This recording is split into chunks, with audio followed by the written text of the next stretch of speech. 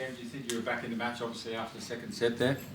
Yeah, I did. I thought, second set was quite good. The first set was just a little bit too erratic. I got off to a good start and then, it was a little bit up and down. And then that third, I really thought I played pretty well. And to be back even, obviously you feel like you're in a decent position in the match at that point.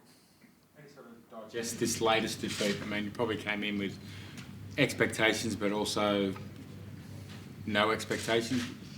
Yeah, it's just disappointing. I mean, it's kind of you get a bit sick of this feeling. So it's one of those things. It's you're disappointed and you're upset and angry and what could I have done? But I mean, at the end of the day, I feel like I've done everything I can to try and prepare as best as I can, and I gave it my best shot and didn't happen again. So it's kind of you can kind of blow things out of proportion and think that everything's a disaster, or you can kind of look at it maybe a little more logically and think, okay, well, what do I have to do to keep getting better? And that's what I have to do. I have to just get a little bit better each time. And I think once I can get through a match, then with a win, then that's going to turn things around. So, that's what I have to do.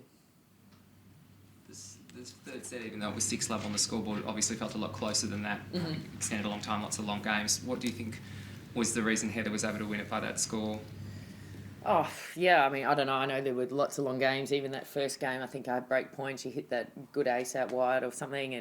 And but yeah, I didn't feel like I was out of the match, even at 3-love or 4-love. I felt like the games were close enough that I was still competing. And, even with the shot, if you can kind of just somehow, grapple a few points here or there. And, even I felt like she was maybe getting a little bit nervy, even though she had that lead. So, I said it last week, tennis can turn around very quickly, so you've got to give yourself a chance to try and get back into it, and that's what I was trying to do. It was the first set a bit of a shock to you. You won 9 points in a row and were on fire, it seemed, and then went pretty quick. I think 33 minutes was the first set. Was it a surprise to you that it changed so quickly? Well, I mean, like I said, I feel like I got off to a good start and then got a little bit kind of erratic and up and down, and I guess then losing the next 5 games didn't help that. But I guess the good thing was I was able to regroup quickly and get off to another good start in that second set, and then carry it through and win it. So tried not to dwell on it, and that's what I was able to do. Regroup pretty quick. You have to be able to, I guess, turn things around.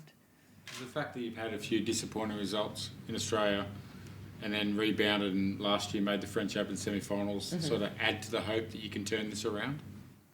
Yeah, I mean, I've done it before, so I've done it many times before, so that's kind of the outlook I have to take, and I mean, that's certainly one that's going to make me feel better rather than going home and sulking for the next 6 months. So I still feel like I've got good tennis in me. I don't feel like it was all bad today or it was a big disaster. I know that there's obviously things that I need to improve, and I need to do it quickly and work out a few things, but I do feel like it's still possible for me. When you walk off the court today, do you focus on one thing that you need to look at in the short term and the medium term to overcome these losses?